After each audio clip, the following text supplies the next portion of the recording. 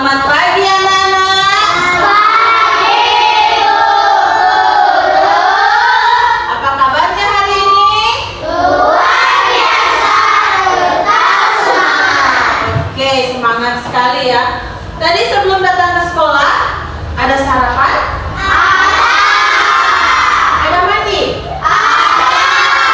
Pantasan baunya wangi-wangi kan? Iya, oke. Jadi seperti biasa, sebelum belajar kita akan berdoa dulu. Jadi Bu Guru minta satu orang maju ke depan untuk pimpin doa. Siapa yang bisa? Oh iya, Gede Adi. Mari Gede Adi, silakan maju ke depan.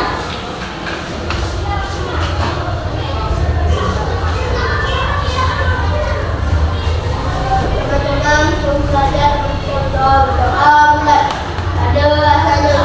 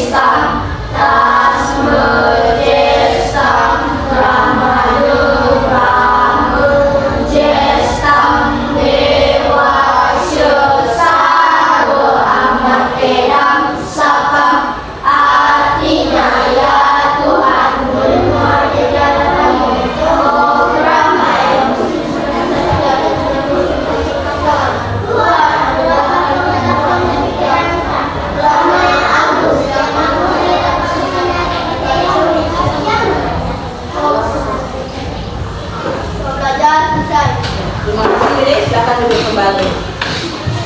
Baiklah, Ibu akan absen dulu ya.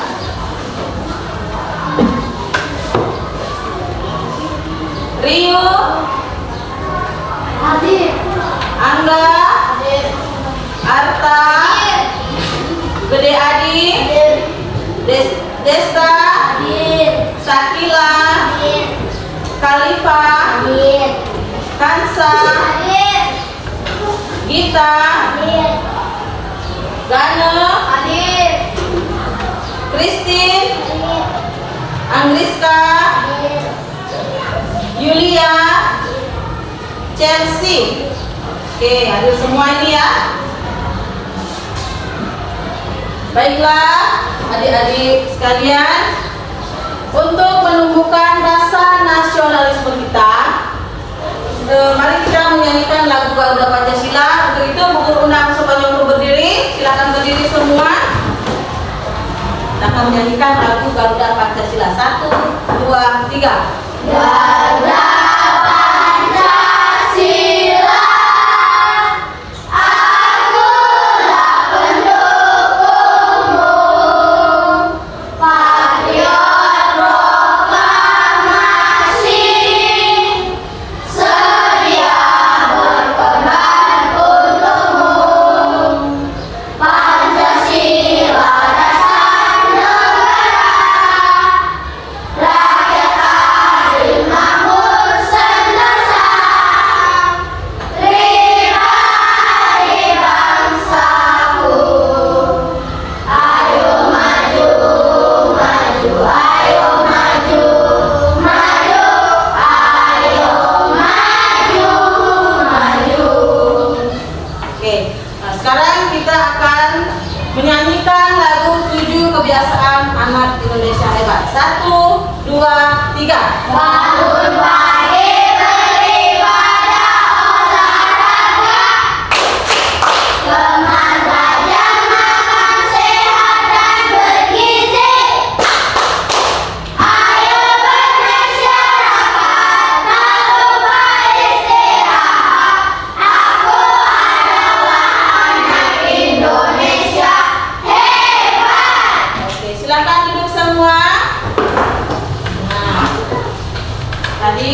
kita menyanyikan lagu 7 kebiasaan anak Indonesia hebat. Sekarang ibu guru mau bertanya. Coba kalian bayangkan, kalian itu akan menyiapkan pesta ulang tahun teman. Makanya di kelas ini ada yang berulang tahun, makanya Kristi ulang tahun. Dan teman-teman lain ini apa yang harus dipersiapkan kira-kira? Coba kalian pikirkan.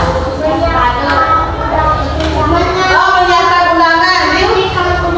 Iya, menyanyikan lagu ulang tahun. Ya. Oh, menyiapkan bahan-bahannya. Apa lagi? Oh, menyiapkan hiburannya. Masih ada? Masih ada lagi? Iya, menyiapkan dekorasi supaya meriah toh. Acara ulang tahunnya Christine supaya meriah. Ada undangannya, baru ada hiburannya, baru ada makanannya toh. Nggak mungkin ulang tahun kok nggak ada makanan atau kue, snack-snack kan? Oke. Nah, itulah persiapan kalau kita menyiapkan ulang tahun teman. Nah, sekarang kita akan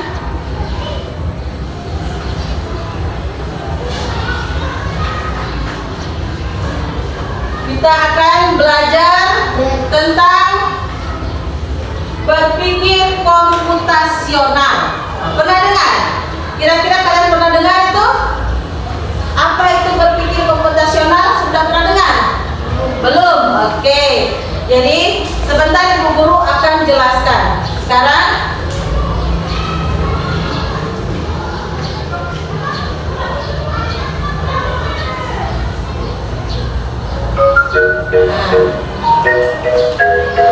kita saksikan videonya ya. Berpikir komputasional. Apa itu berpikir komputasional? Baca baik-baik.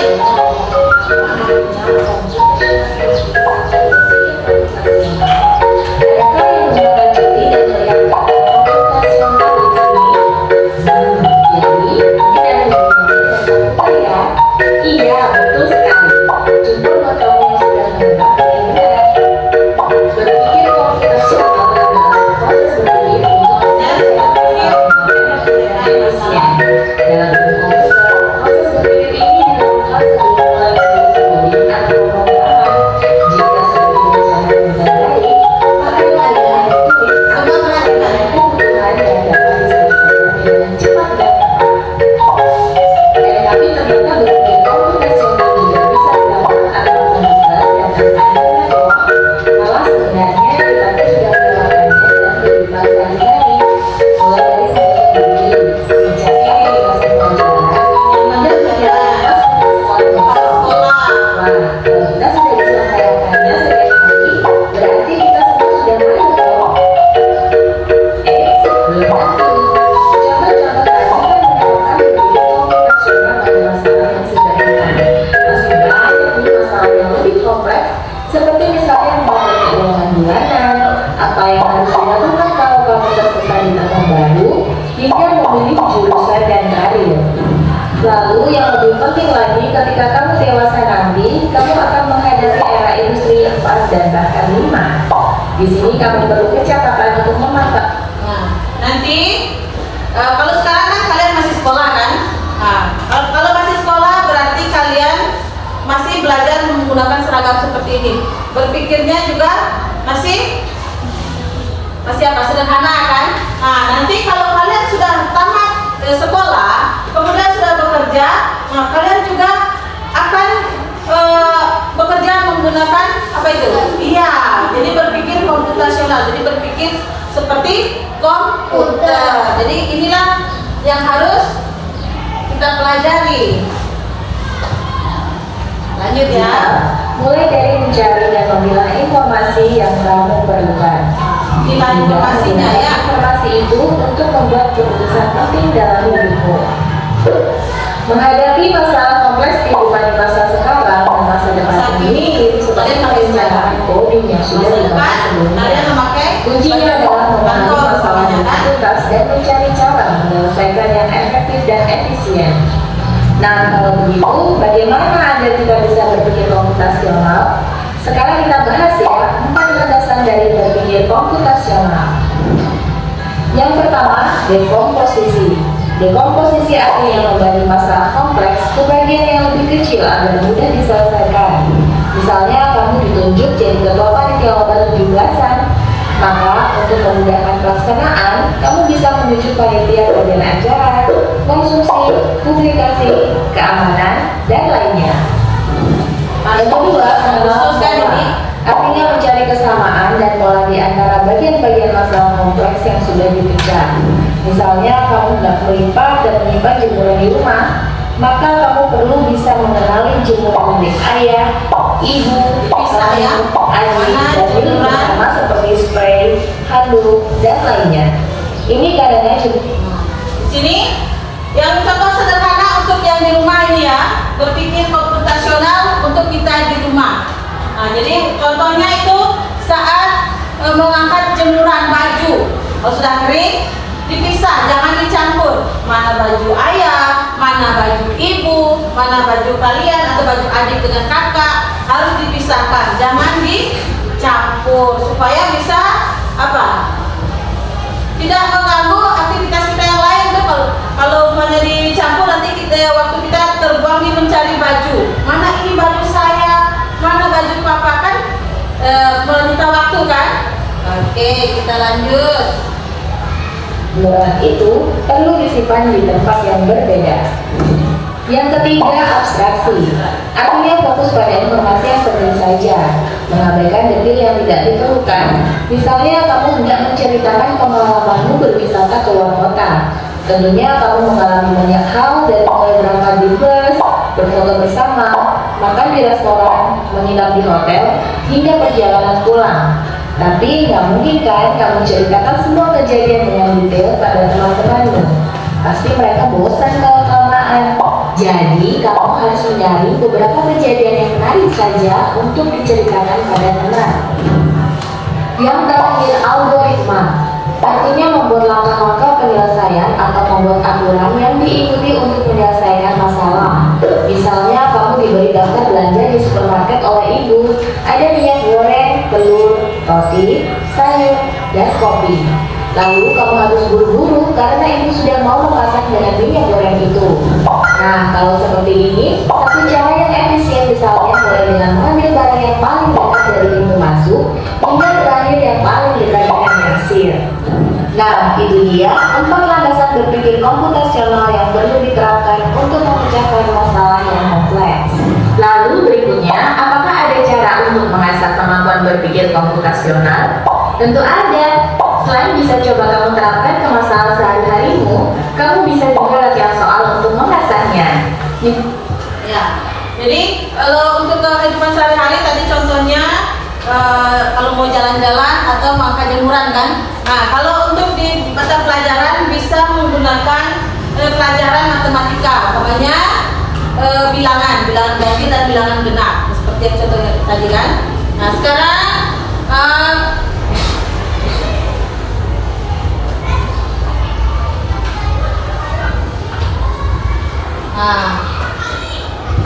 ini. Adapun tujuan pembelajaran kita hari ini yaitu yang pertama menjelaskan pengertian komputasional, kedua mengidentifikasi masalah yang dapat dipecahkan menjadi bagian-bagian kecil, kemudian yang ketiga menerapkan komputasional dalam menyelesaikan aktivitas sehari-hari, dan yang keempat yaitu menyusun langkah pemecahan masalah secara sistematis. Itu tujuan pembelajaran kita hari ini ya.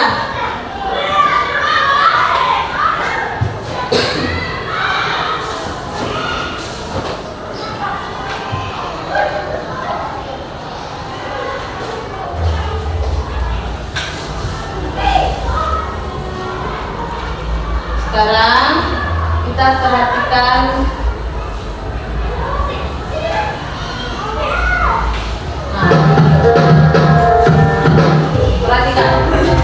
di sini punya video. Perhatikan baik-baik ya. Perhatikan yang bersama.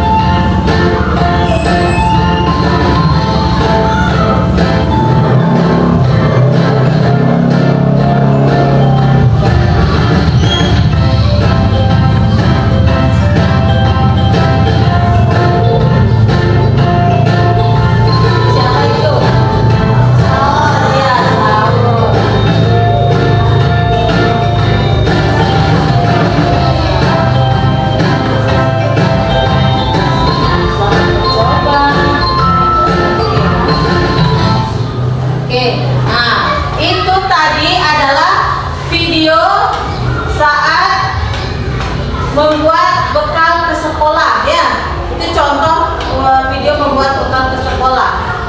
Kira-kira ada yang bisa menjelaskan apa saja kegiatan yang dilakukan tadi, aktivitasnya apa saja itu yang dilakukan? Kira-kira kegiatan apa saja yang dilakukan? Ya, apa itu? Ya, memasak, baru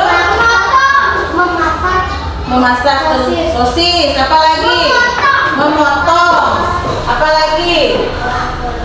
Menggoreng wortel, kemudian menggoreng sosis, sudah tadi. Apa lagi kira-kira? Menentukan menu. Yang pertama itu menentukan menu, baru yang kedua menyiapkan bahannya, baru apa lagi? Ya, tadi menentukan menu, kemudian menyiapkan bahan. Kira-kira apa lagi? Ya, iya. Pertama menentukan menunya dulu, kemudian siapkan bahannya, kemudian dimasak. Setelah dimasak, kalau sudah jadi, oh dikemas atau diisi di tempat bekal atau kotak bekal. Kira-kira kegiatan yang ada di video tadi, kira-kira bisa nggak dipecah menjadi bagian yang lebih kecil? Mau tahapan-tahapannya, bisa nggak? Kira-kira apa yang bisa dilakukan itu? Pertama, ya kalau kita pisahkan dulu apa ya antara bahan dengan alat. Kalau bahan-bahan kira-kira apa saja yang ada di dalam situ? Telur, bawang, ayam, bumbu penyedap. Kemudian kalau alat-alat, apa-apa alat-alatnya di situ?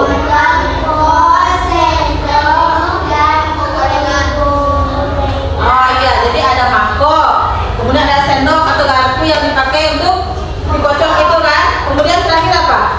Penggorengan. Kalau udah ada api, kira-kira bisa masak nggak itu telurnya? Hah? Bisa masak nggak kira-kira? Tidak. Jadi kita perlu apa yang terakhir? Api. Di mana dapat api? Iya, kompor gas. Oke. Sekarang Ibu Guru akan membagikan LKPD. Nah, tapi sebelumnya Ibu Guru akan membagi kelompok ya.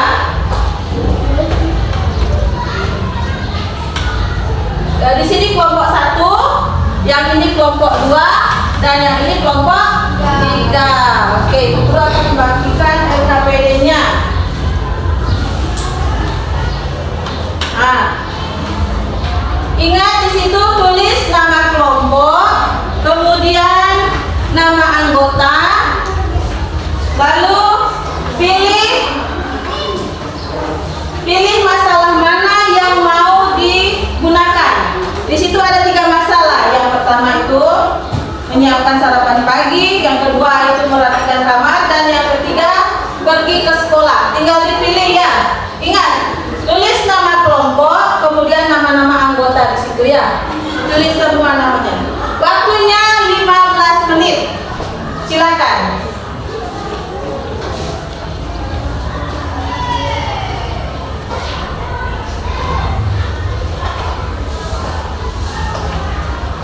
Tulis nama kelompoknya.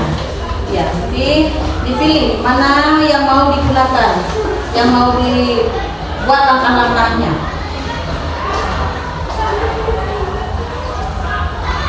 Diskusi ya, kerjasama. Namanya kelompok berarti bekerja secara tim, berkelompok.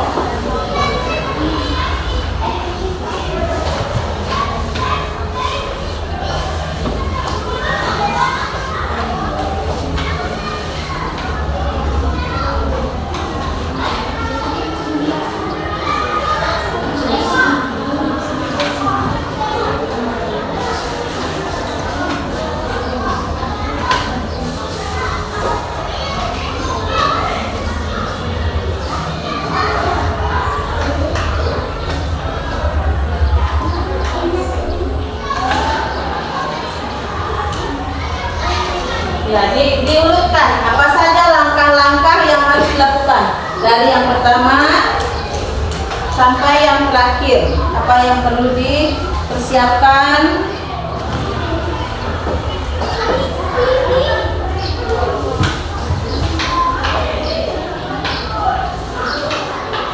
Ya, kerjakan bersama ya. Waktunya 15 menit. Ya. Ada yang ditanyakan?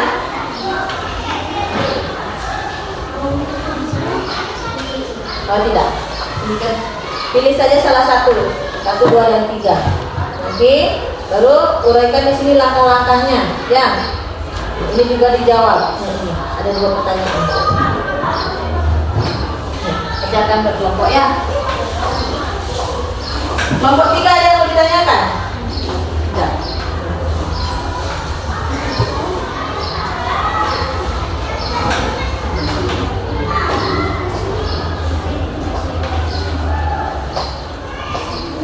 Kelompok 2 sudah? Iya.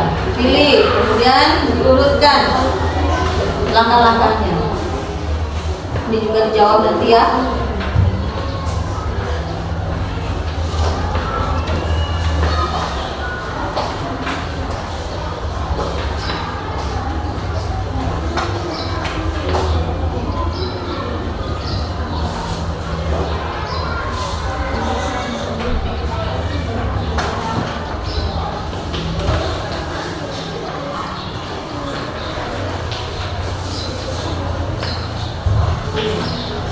Kan saya bertugas menulis. Ya. Kalian kasih masukan.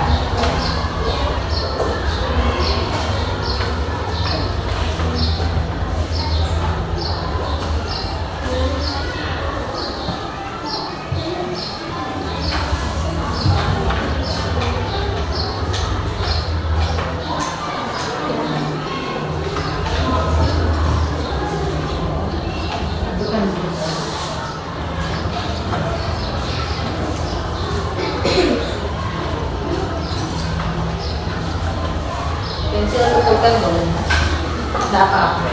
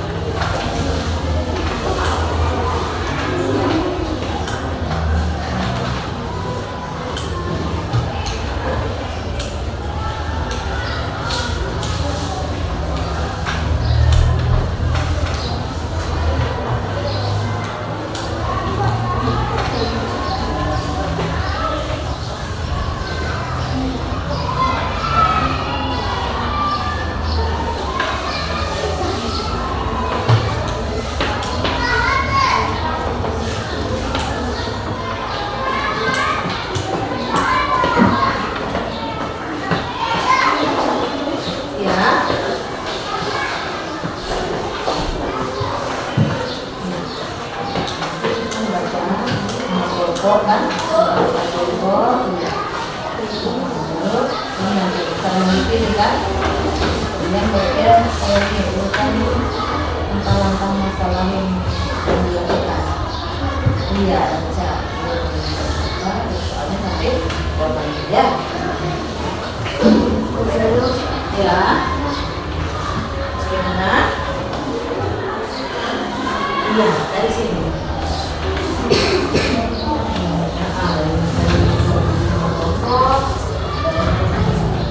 Nanti mengambil ya. Kalau sudah selesai nanti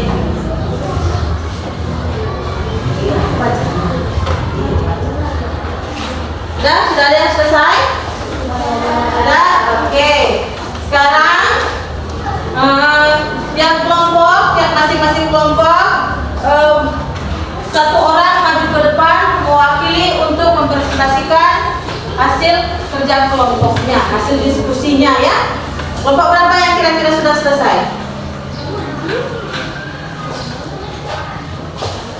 Kelompok 2 sudah? Belum? Oh ya, kelompok 1 sudah. Siapa yang mau baca? Chelsea? Bisa? Atau Andriska? Ya. Mari silakan. Iya, mari silakan maju ke depan.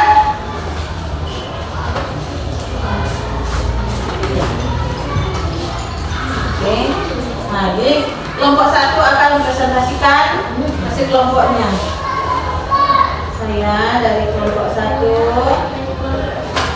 akan mempresentasikan hasil kerja kelompok. Silakan dibaca hasil kerjanya. Nama kelompok dulu. Iya. Masih kuat suaranya?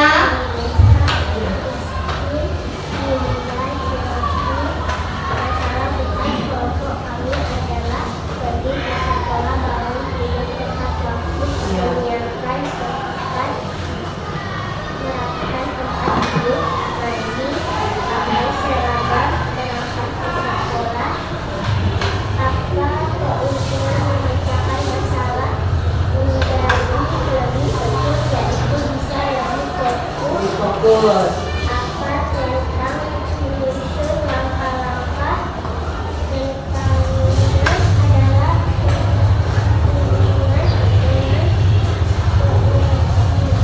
Ya, terima kasih, tepuk tangan untuk kelompok 1. Kelompok lain kira-kira ada tanggapannya, apakah hasil kerja kelompok 1 sudah jelas dan sesuai urutannya? Sudah? Ada pertanyaan ke kelompok 1? Tidak, oke. Sekarang kelompok berapa yang sudah siap kira-kira? Kelompok 2, mari silakan satu orang mewakili ke depan. Perkenalkan, nama saya Wahyu Saputra.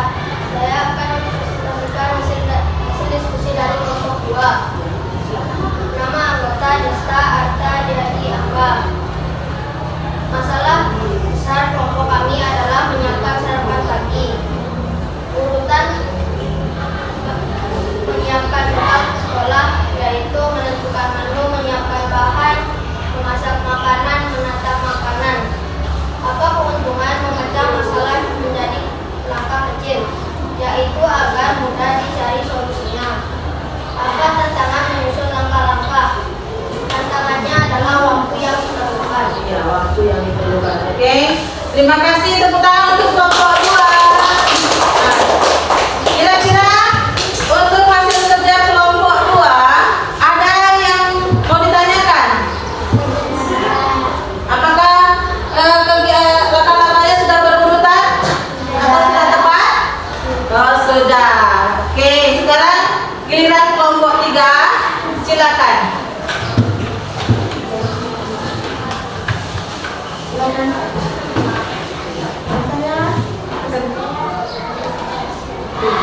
Iya.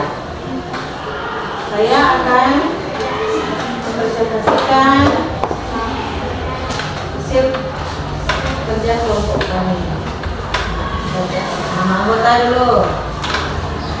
Sikot suaranya. Ya, kuat lagi suaranya. Baru ini. Dibaca.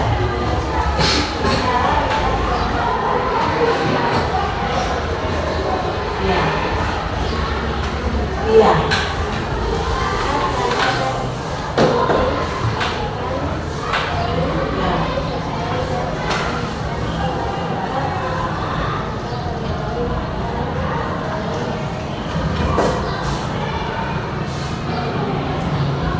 Ya. Terakhir.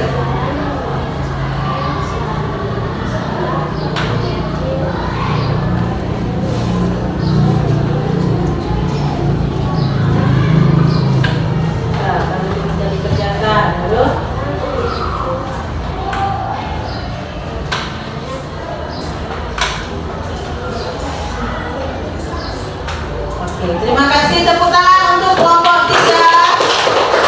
Nah, kelompok 3 itu mengambil tema merapikan tempat tidur. Ada kira-kira pertanyaan? Apakah sudah berurutan itu? Langkah-langkahnya sudah berurutan?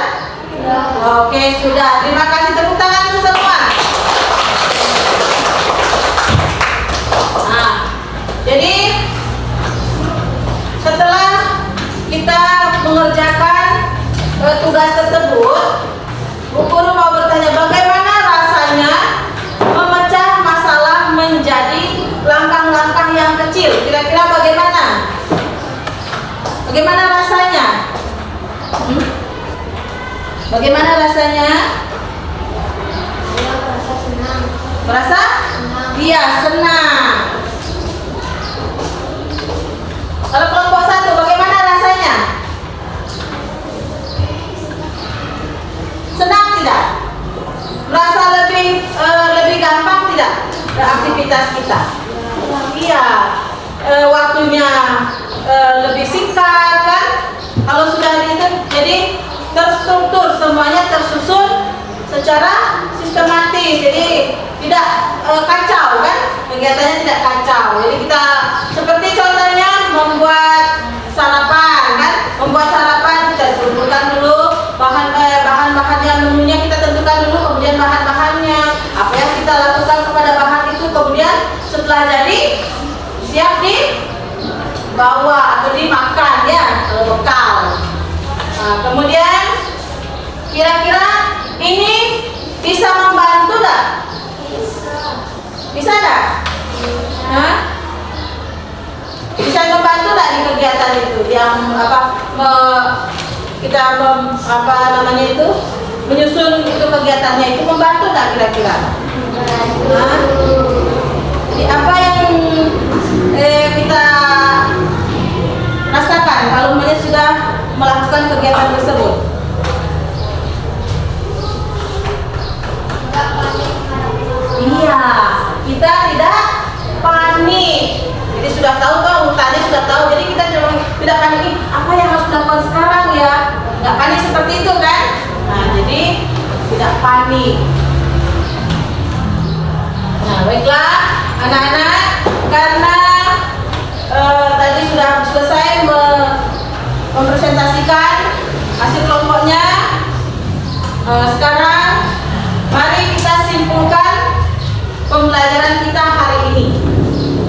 Jadi pembelajaran komputasional mengajarkan cara berpikir secara sistematis. Jadi secara sistematis toh, terstruktur atau bertahap, logis dan efisiensi dalam menyelesaikan masalah. Jadi melalui konsep seperti dekomposisi, kemudian mengenal pola, baru yang ketiga itu abstrak, yang terakhir itu algoritma. Jadi kita sudah tahu apa itu pembelajaran komputasional. Oke. Jadi kita itu bisa belajar bagaimana memecah masalah yang kompleks menjadi bagian-bagian yang lebih sederhana. Makanya kalau dipikirkan saja, lu mau rapikan tempat tidur, makanya mana yang duluan harus dilakukan? Hah? Yang jelas itu yang pertama, kasih keluar dulu itu bantal guling kan, baru kita rapikan spraynya, baru selimutnya itu kan kasih keluar dulu, nanti baru kita susun kembali. Oke, adik-adik semua, karena pembelajaran kita hari ini sudah selesai, seperti biasa pembelajaran kita awali dengan doa, yang penutupnya juga kita tutup dengan doa. Bisa satu orang maju ke depan untuk menutup pembelajaran kita hari ini? Ya, silakan berdiri.